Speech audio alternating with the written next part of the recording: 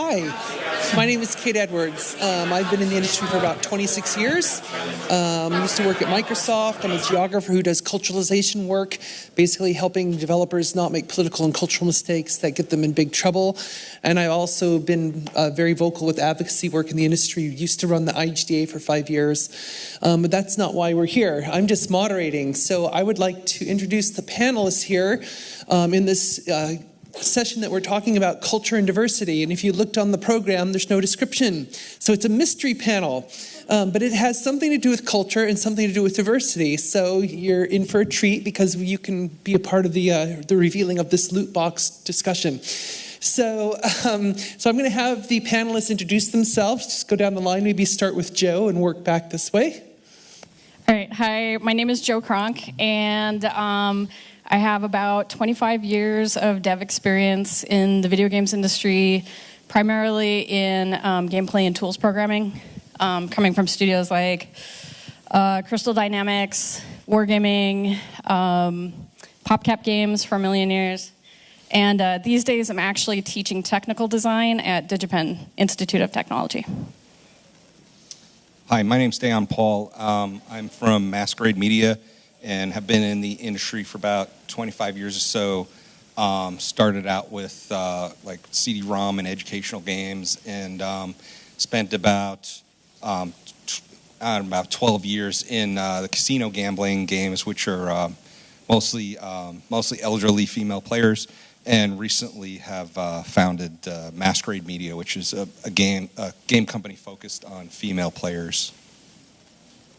I'm Emily Rose. I run Rebind.io. We're an indie press outlet that focuses on micro indies and the kind of people who don't normally have access to press.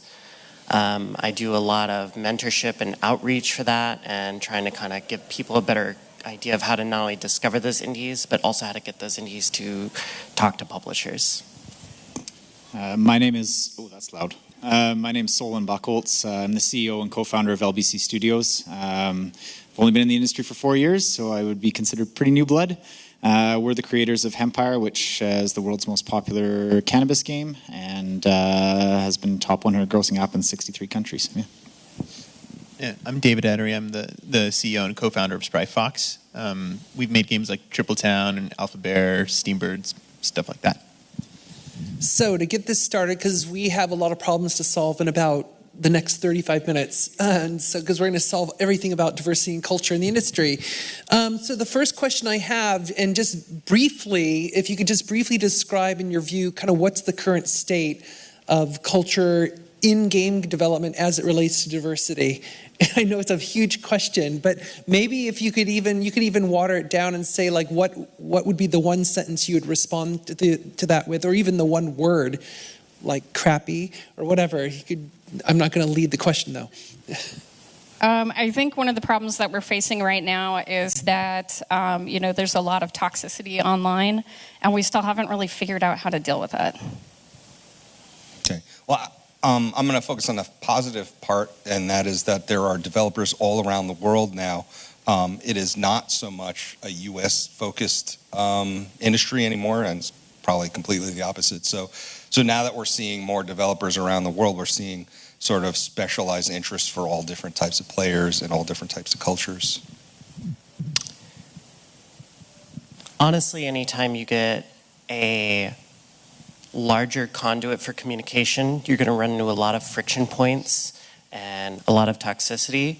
But I think for the most part, people have a good self-awareness about it now. And while there's a lot of bad stuff, like you were saying, there's some good headway being made. So don't lose hope in the face of that. Yeah, and I think as a studio head, I think it's important that we drive our culture in our office as the changing force for the industry as a whole. For us, values transcend the who. It's really just about being the right team fit and the right technical fit, and lifting each other up, not dictating down. I think the only thing that hasn't been mentioned that I'd put out there in terms of the current state of things is that from a talent pool perspective, when we put out calls for any position, we get people from minority backgrounds and women, et cetera, for virtually every position except for programming. For whatever the reason, no matter how hard we try, when we try to hire an engineer, it's we get 10 resumes from men for every resume from a woman, and that's a bit disappointing, but I don't know what we can personally do about that. We meaning Spry Fox. I think that as the industry as a whole, we can do a lot more. Well, just on that point, just to address that briefly, because that comes up a lot, is the talent pool issue. So have you seen anything out there that is working in regards to trying to find more underrepresented people who are doing programming or more the technical side of things? The challenge for us is our geographical area in Vancouver is there's a ton of talent, but there's even more demand. And so, unfortunately, we're at the mercy of recruiters more often than not, and we're limited to basically selecting through the pool of candidates that come in. For us, it's really about team fit. I think that's the most important thing, and we really try to drive that through the culture that we foster in our studio and in empowering people. One thing I will say is a lot of companies really focus on their bottom line or the technical skill of their team, and don't put enough focus on the quality of the people and making sure that team actually works well together. And one study, I know we didn't have a lot to put in some background on this, but one study that really resonates for me, it's from Google actually, and it proved that the best teams were those that had the highest psychological safety and not those that necessarily had the same complementary skill set or similar personalities. So diversity actually drives success in the workplace. For me, it's that when I encounter fresh talent, especially when it's diverse programmers, they have a lot of issues with confidence and they're not sure where to start. So I think cultural and community outreach, like sponsoring game jams or talking to the people participating in game jams, like the ones that Seattle Indies runs, is really important, because more often than not, applying for these jobs is a really intimidating process. And I think it's important to be mindful of the boilerplate that you're putting on your applications and to be reassuring in a way to encourage them to apply. Because if they see one thing, they're not used to negotiating. So they think unless they meet that one-to-one, they're not going to try. And it's very important to give, again, that reassuring presence where they understand it's okay to put in their application. Even if they don't get it, it's better to try than not to. So one of the issues that I've seen with this is that a lot of times when we're trying to find candidates, we sort of rely on people within the company to sort of reach out to their networks to find applicants. And unfortunately, tech in, Seattle, I can't really speak to the larger U.S. or outside the U.S., but the networking circles here are pretty homogenous. So I've talked to a ton of guys in the past where it's been like, man, we cannot find any female candidates for this particular role. And I'm like, well, how many do you know? How many have you reached out to? And they're like, I don't know, I know 2. And I'm like, well, my entire social circle is full of people who would be, good candidates for this role. But at the same time, a lot of those people are at studios that have been proven to be safe environments for them. And a lot of times, women and other people, when they find those, gem studios, they never want to leave, especially the programmers. So it is kind of hard to pull people out of, places where they're happy.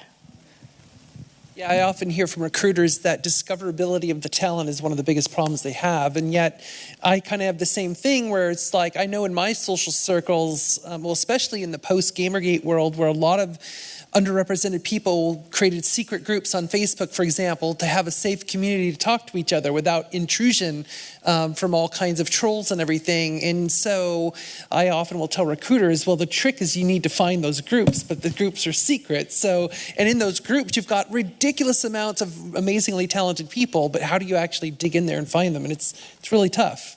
It's really tough to do it. I just want to say that, if you do feel your company culture is receptive and a safe environment, make that clear and show that through material initiatives. Do sponsorship of Pride events in your local area, or just, again, coming back to the community.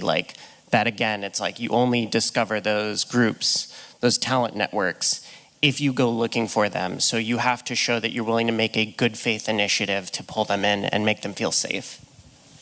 And so just to build on the point you brought up, Joe, about the culture, and this might be a question more for the C-level folks from the perspective of leadership, about what's the role of your role as a leader of a company in fostering that culture and the diversity, and not only in attracting the talent, but also in how it affects the games you're creating.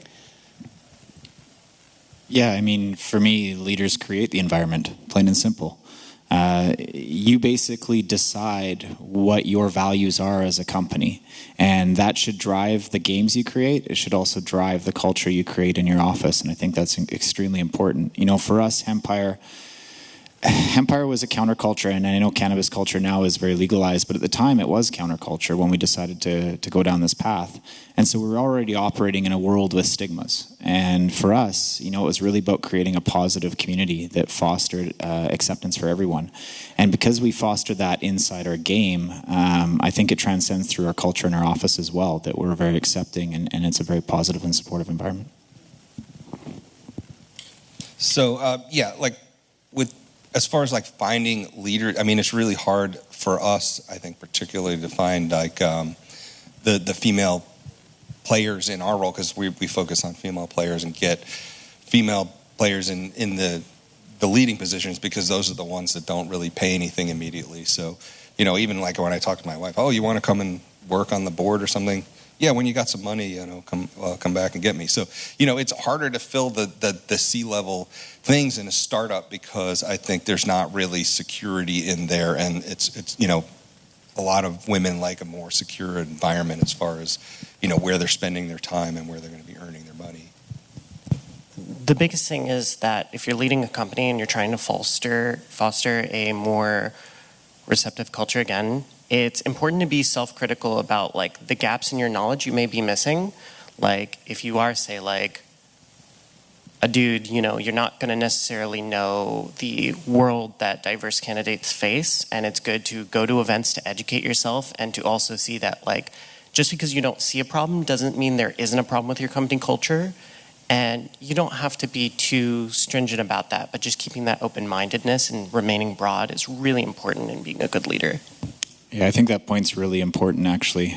Being that I've had so little experience in this industry, our biggest success in the studio is running flat as possible and keeping that feedback loop open with all members of the team, and making sure that they feel safe and providing that feedback. That really, our success is driven by others contributing, you know, and empowering those to make decisions and make failures and give us an opportunity. So when it comes to our culture, we're not perfect.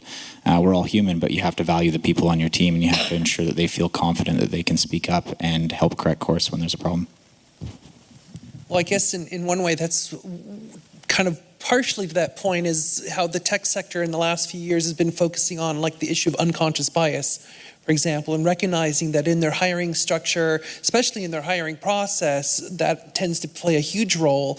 But also just in the general HR environment and how management works, is that they realize that unconscious bias has been affecting a lot of decisions around whether or not they promote underrepresented people or hire them or whatever. I know I've encountered that in the game industry several times, where I've talked to a hiring manager who has an all-male team, and they say, well, I don't want to hire that, you know, if there's two candidates who are basically equal and there's a male and a female, and they'll say, well, I would tend not to hire the woman to my all-male team, because that would be disruptive to the team. And whereas there's sociological studies that prove the exact opposite, where they say you actually add a woman to an all-male team and it tends to elevate performance, because it kind of kicks in this innate anthropological response of competition. And I've talked to some studios where anecdotally they say where that happened, and like just suddenly like some of the guys use fewer F-bombs, or the kitchen is a little bit cleaner, or things like that, because no one wants to be like the pig, you know, kind of thing.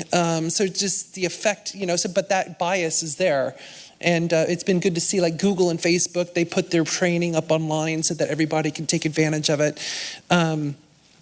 So just one of the things I'm curious about too, in the actual games we create, obviously we've seen some progress in better representation in the content. Certainly Hollywood has been taking advantage of this recently, where they suddenly realized that, wow, underrepresented characters can actually lead a film and make a crap load of money. That's really cool. Of course, I think we kind of realized that before Hollywood did, but you know, they tend to think it's a big deal. Like, Endgame made $1 billion in 10 days. Wow, that's not impressive to us, but compared to some of our games. But anyway, on that point about the actual culture and diversity in the games itself, how does that happen? I mean, what does it take to make that happen? Is it just simply a leadership decision, or what mechanism exists? Because I know in the work that I've done, there will be pushback from certain people who say, well, I don't see why this is necessary or whatever, but I'm curious your thoughts on that. In that case, it's actually kind of ties into what you were saying in that, first off, you got to start with sensitivity writers. Anytime you're steering around a subject of a sensitive matter, and especially when it comes to representation, you find subject matter experts who are there to advise you on, is this the right decisions that you're making in representing this character? From a creative process in making these decisions in the first place, it's important to urge the creative team not to get too bogged down in their own, again, unconscious biases. It's the same thing in hiring, it applies here too. You're not going to necessarily think to add inclusive characters or inclusive representation if that's not something even on your radar. And I'd say the last thing I have to add on that is that if you have like a voice acting role or anything like that, if the talent pool is available, try to match a diverse candidate that represents that demographic with the character, because that goes a long way in just making it come across more earnest and genuine, and that can have a lot of value add. So I think a lot of it comes from player demand too. If you look at the statistics of what the player space is like compared to what it was. I mean, we specifically look at female players, and then we also look at diversity too, more recently, because if you look at from 2012 until now, the player space of females has hugely grown up. It's like in mobile, it's something like 65%. Recently with Fortnite went to mobile, and would have been probably a great success on platforms, but as soon as it went to mobile, it became exponentially successful, and that's largely due to the fact that there's so many female avatars that you can choose from in that game, whereas if they hadn't done that, they wouldn't have reached that level of success. And so it's like Hollywood and all these other industries, they sort of have these arcane views. I'm surprised I hear even some of the things I hear about, oh yeah, well no, that's not our market, we're like still 13-year-old boys playing or something like that. You still hear these stereotypes, and it's really like it's got to be the player demand. The players have to step up on social media or on any of the the game forums and all this stuff, and demand these things, because otherwise we're still a lot of the leaders in the industry are so old that they're still stuck in that arcane method of thinking. So. Yeah, I agree with both of you. I think it's both player feedback, but it's also how you decide to plan out from the get-go. Again, like with Hempire, for me and my co-founder, it was a passion project, and it was an opportunity to essentially lay away the stigmas around the cannabis community. And part of that was actually integrating characters and storyline that actually allowed for diversity, because it actually shed a positive light on the people that engage in the cannabis community. It's not your typical stoners, it's everybody, and it is an inclusive community. For me, games are not just entertainment. They're a platform to have a voice for what you value. And so, again, going back to your company values, if your values are very firm and you're very clear about what you support and what you believe in, and what your acceptance of everybody as people, you can drive that in your game. And don't be afraid to push the boundaries. Stand for something. I think there's also things that you can think about, and to be fair, this isn't really limited to improving diversity in games. It's just, I think, makes games better in general. But thinking hard about how you can use the mechanics of your game to make the game a more welcoming place, which is not something that people talk about as much as I think we should be. Like, so for example, we're working on an MMO now that it's in closed beta, hopefully be in open beta very soon, called Steambirds. And one of the driving design philosophies behind the game is that, like, you should always be better off if you have people around you in the game. Like, it should always be a better experience. But what does that mean? It means not only do you have to make sure that it's rewarding to be around them, but you also have to, like, systematically take out anything that can be used to grief or to troll other players. And the thing is that players are super creative. Like, they will find ways to troll in ways you would never expect. Like we just actually this last weekend in our closed beta we have this funny thing in Steambirds where you can buy, there are these things called dungeons that spawn throughout the game, and they have cool encounters and loot in them, and you want to play them. And we make it so that you can spend a small amount of money and you can summon them anytime. Anyway, we have a couple of these dungeons that you can spawn quite cheaply that we threw in kind of as an afterthought. And someone figured out that they could buy dozens of those dungeon spawning things and then drop them on top of bosses and like make the bosses basically impossible to fight because you can't reach the boss because there's a wall of dungeon openings in front of it. And like it just never even occurred to us that someone would do something like that. Anyway, that's sort of a side note. The bottom line is like we've gone through and we've systematically said like, here's the thing, like kill stealing is a common thing in games, right? Like two people are killing a monster together. And one of them, does 80% of the damage. The other one does 20% of the damage. Okay, well, the person who did 80% of the damage gets the credit. Or in some games, the person who got the last hit, even if they only did 1% of the damage, gets the credit. And so then you have them pissed off at each other, right? What if that wasn't the case? What if everyone got full credit no matter how little they did? Maybe what if they got full credit if they did nothing? If they just sat there next to you? But they didn't mess up your experience anyway. They just didn't help. Turns out, by the way, that nobody does that. No one wants to play a game just to sit there and do nothing. That's not why we play games. But anyway, that's an example of something. We were just like, we're just going to do that. We're just going to give you full credit no matter what, as long as you were even nearby, and utterly eliminate the concept of kill stealing. And anyway, I'm rambling, so I'll stop. But basically, like, these are things you can do, right? You can make it so that your game is basically a hospitable place.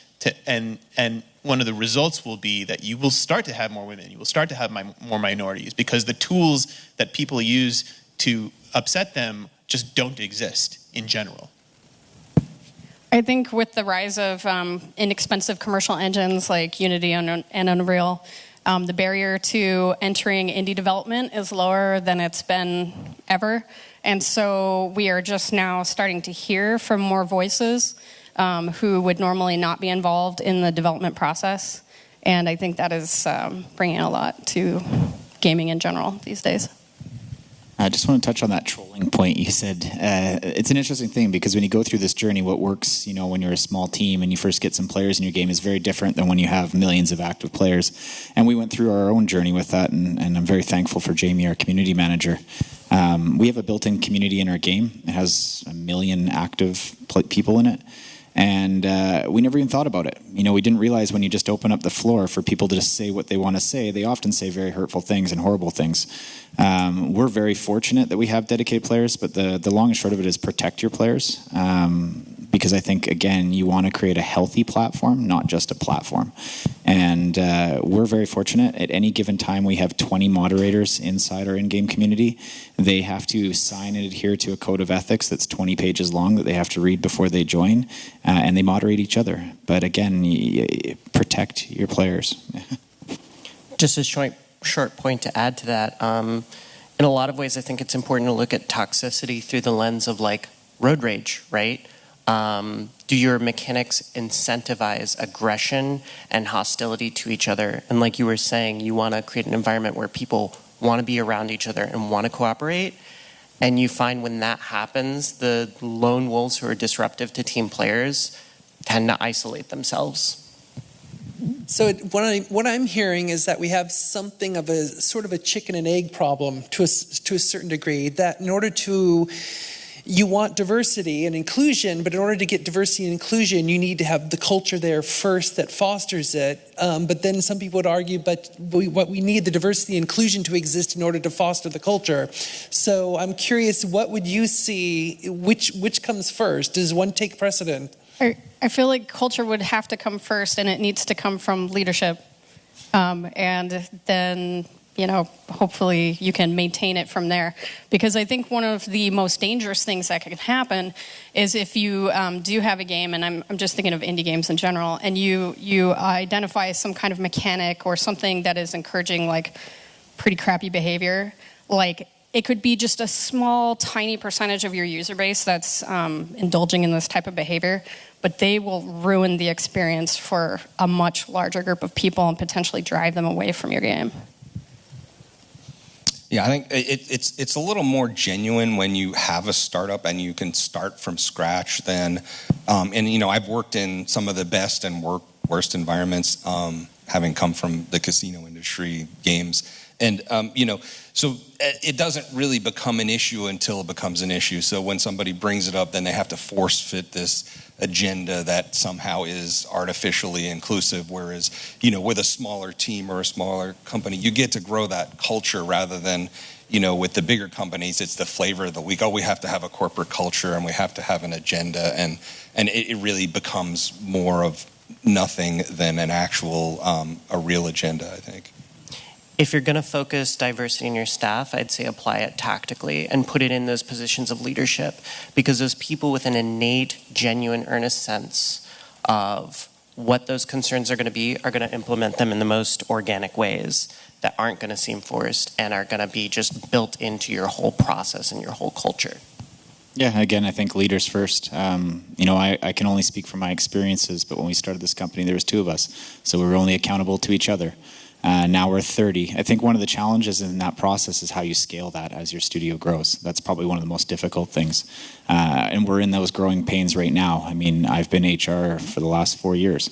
I'm not the best fit, but we're at that point now at 30 plus people that, and we're hiring, the booth's out there. We're looking for an excellent HR manager that can continue to foster those values. And when you lay the foundation for your principles, which typically come from your personal values that are then laid into your company values, you have to find people that align with those that can bring them and move them forward. Well, I think it's interesting over the last, I would say 5 years or so, you see a lot of companies changing the HR role to the head of culture or VP of culture instead of HR. So I think that kind of underscores that point that they're realizing that culture takes precedence to a certain degree. It's not just about human resources, so to speak. It's about fostering the culture that then can cultivate those human resources. Just one last question before we go to see if anybody has some questions in the audience is, so let's say it's 20 years from now, the year 2039. So what does this industry look like from your perspective? What do you think it's going to look like? And you can address that question either from, and I mean as it relates to culture and diversity, you can either address that from the perspective of the people making games and or the games that are being created. I'm just kind of curious your perspective. With only 4 short years in this, it's tough for me to look 20 years down the road, but I think probably the key to success is looking one day ahead at a time when it comes to culture and reassessing constantly. What works today doesn't necessarily work tomorrow. So when it comes to culture, the dynamic at 5 people and 10 people and 15 people and so on changes, and you have to change with it. 20 years down the road, I hope that these discussions are not a panel, but rather just the reality of how we work. I can't predict the future, but I can tell you how to get a glimpse into it by paying a little bit of attention to the cultural trends, especially as new technologies or new games open up. I mean, 10 years ago, would we have seen battle royales being as big as they were? And again, when it comes to aggression management and when we have to look inside of our games and their mechanics from a fundamental level to see that. So as communication expands across the globe, you're probably going to see a lot more cultural rivalries spill out in that before people learn how to play nice. So it's good to be sensitive to the regions you're deploying in and the demographics you're opening up to, and do your research ahead of time and pay attention to your player demographic trends too.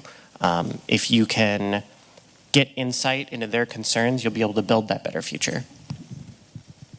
Yeah, I would have to agree with the fact that there's always going to be conflict between the culture and the players and all these kind of things. And right now we're at a point where in the U.S. we're kind of in a pendulum, right? That the opinions go one way or the other. So when it comes to diversity and culture, so we kind of have culture and counterculture and all these kind of things. So if you look at a long time from now, hopefully everybody's grown up and isn't trolling and all those things online. But, people are still getting used to social media and they don't see it as the same as a normal conversation. And maybe in the future they will and won't be as aggressive or unfiltered as they are.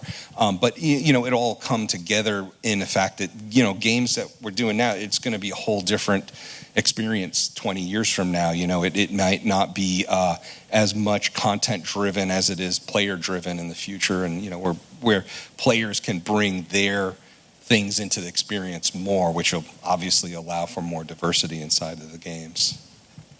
Yeah, there are a few things that I see happening that I think will kind of improve all of this over the next 20 years. One of those things will be the increase of remote workers. Right now, especially in games, it's not terribly prevalent, but I think that moving forward, it's just going to be something that a lot of studios have to accept a little bit more. And as we mature as an industry, I feel like user research is going to become a lot more important to various studios. And so the more that we get to understand the motivations of our users, the less that some of these kinds of issues are going to affect what we're working on anyway. I've been going to GDC since 2004, I think, every year except for one. And it's been really neat to see how when I first went there, first of all, it was tiny compared to it is now. But it was tiny, and it was basically all white men and some Asian men, and that was it. And now you go, and it's dramatically more diverse, right? Still not as diverse as people would like, but it's dramatically more diverse. And I think that's kind of not, I don't think that trend's going to stop. I think it's going to continue. So that's nice to see. And I also think it's been interesting that for the first decade that I was in this industry, I was not aware of a single woman-led studio. And in the last year, I've been made aware of 3 prominent female-led startups, and one of which is entirely women, the whole company, not just the leaders. And so that's happening, and I suspect you're just going to keep seeing that because, I talk to my daughter's 8. I talk to her friends, and every single one of them plays games, right? All of them. I talk to my neighbor's daughter, who's 18, who met her boyfriend in Minecraft. They've been dating remotely for 3 years. This is wild to me. He lives in San Diego. She lives here, and so weird. Anyway, all her friends play games too, and are forming relationships and things like that. So all those people who, when I was growing up, would never consider a game career, will now potentially consider one. I think it's a given that the industry is going to be dramatically more diverse, and there's just a question of how much does any one of us enjoy and participate in that, if that makes sense. You know what I mean? So I'm looking forward to enjoying and participating in that. Just very quickly, the youth that play your game, you're exposing them to these social models of the future. So extend your cultural leadership into that and be aware of your impact on 20 years down the line when they grow up. What are going to be their social expectations? And this is exactly, I think, one of the big challenges that we do face if we're going to try to predict out 20 years is in this age of digital space, there's not a lot of accountability on players right now. And hopefully we solve the way that while we create games, we're also increasing connectivity and actually forming true relationships, because I think when relationships are formed, we're also solving a lot of the challenge of how people actually behave anonymously online. And as studios, again, I think one great thing about this industry is that often the content we create is a reflection of the people that create it. And as long as people are playing games and playing every type of game, there will always be demand and there will always be people willing to create that content for them. So I think that's going to increase diversity over the next 20. And a couple quick things I would add is I think on the player management side, we've already started seeing the application of AI for doing community management to a certain degree, to use the AI to actually identify trollish behavior and kind of shut them down by putting them into kind of their little sequestered space where they can't bug anybody. And who knows, maybe we'll kind of go Black Mirror-ish. I hope not, but players will have their biometric implant to actually access their gaming device. When they start acting trollish, it will just kind of shut them down a little bit. But anyway, that's a little too far. Anyhow, we have just a couple of minutes left. Is there anybody who has a question or comment? We've got a couple in here. So here, I can use my mic if you want. Or no, there's one right there. So here's the first one right up front. It's fancy. Okay, so as a female, primarily my concern with getting into the game industry is a lot of the social media that surrounds it. Like when the whole Gamergate thing happened, I know it was quite a few years ago, but it's still prevalent today, and how much abuse a lot of women, prominent women like Anita Sarkeesian, gets on Twitter and on other social media platforms. And on one hand, I want to say just not have one, but that's not really possible in the whole networking and everything like that. So what would your suggestion be, not only to me to kind of shield myself from that in a way, but to other people to sort of help out people who are going through that kind of thing? So I could answer part of this. So I actually, when Gamergate kind of kicked up, I actually really reduced my online presence.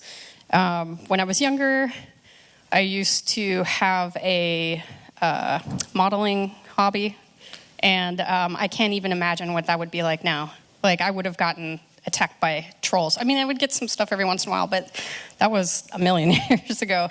And so I feel like it has definitely been a little weird to, like, I don't have a Twitter account. I keep a lot of my personal information, like, completely private.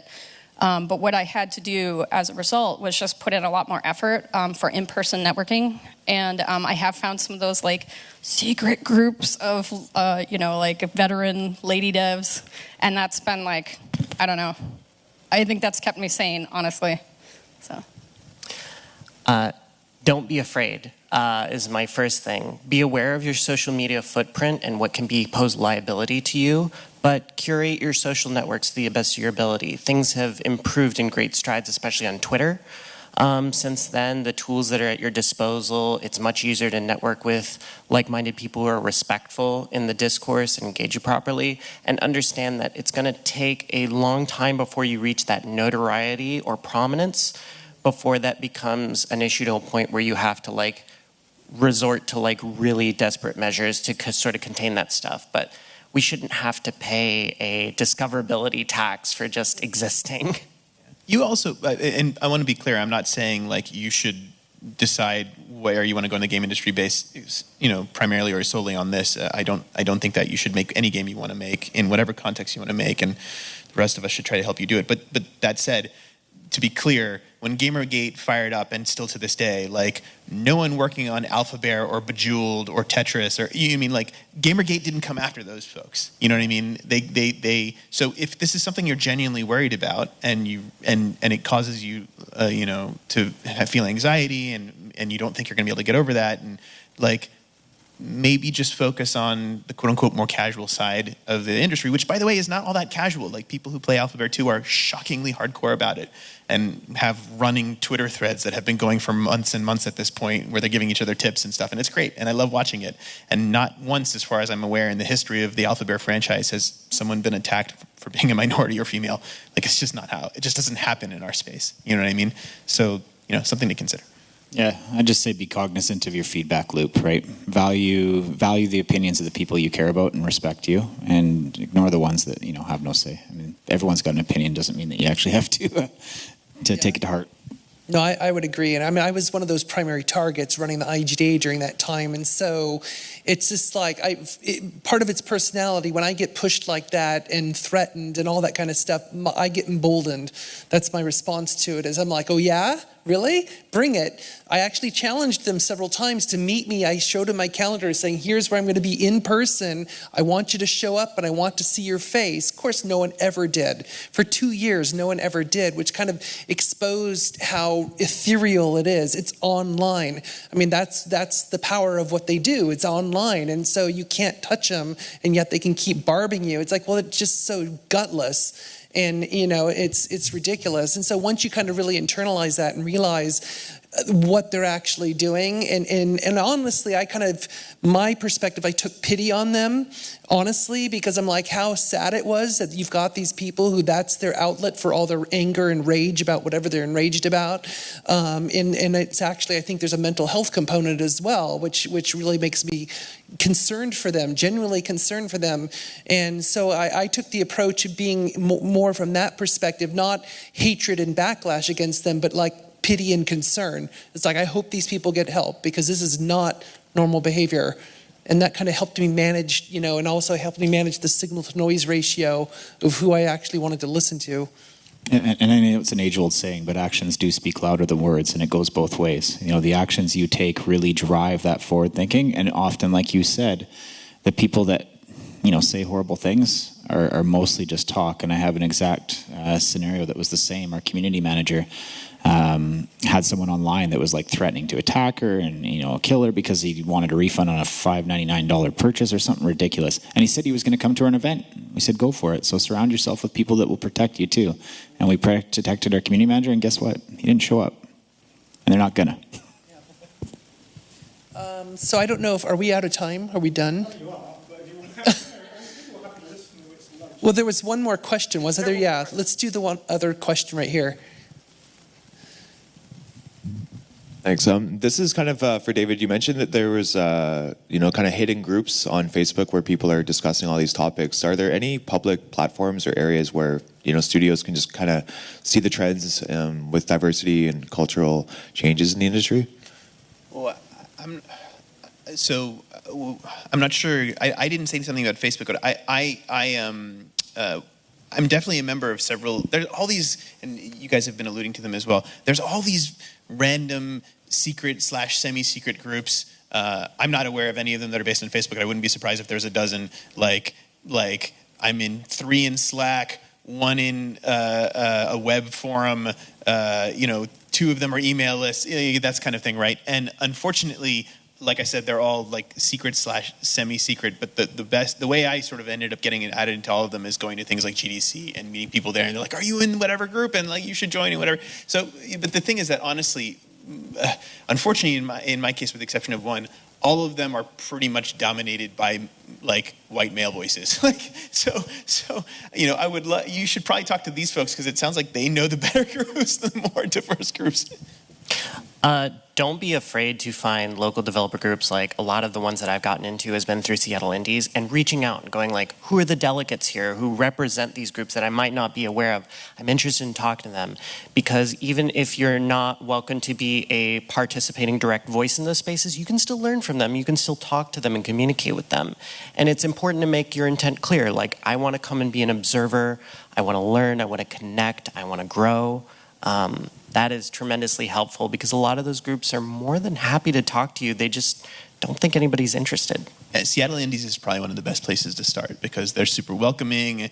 There's no secrecy to it whatsoever, and oftentimes things will just sort of grow naturally from there. Yeah. Also, Twitter. Reach out on Twitter and be like, "Hey, our company's looking for subject matter experts. We're looking for some sensitivity readers," anything like that. People will signal boost that. And if you throw in like, "Hey, signal boost this so we can reach diverse candidates," like, people will just be all over it. I'm trying to think of it. I mean, the IGDA obviously has some stuff as well, right? Like, I think so. better than I can. Yeah, I mean, there's still some IGDA chapters around here and there, which are good communities. So I think that's the important thing, is be a part of a community no matter what you do. I mean, we work in a collaborative art form anyway. I mean, we should be part of a community, and not just the community of the people we work with, but other people who share our craft. I think that's really important, because that's where we can commiserate and compare notes and, find out other strategies and all these other things about secret groups and everything else. But we have to be willing to put ourselves out there. And in an industry which is overwhelmingly introverted, including myself, I'm an introvert, it's really tough for people to do that. Cool. Okay, on that, can we have a big round of applause, please, for Kate and our awesome panel?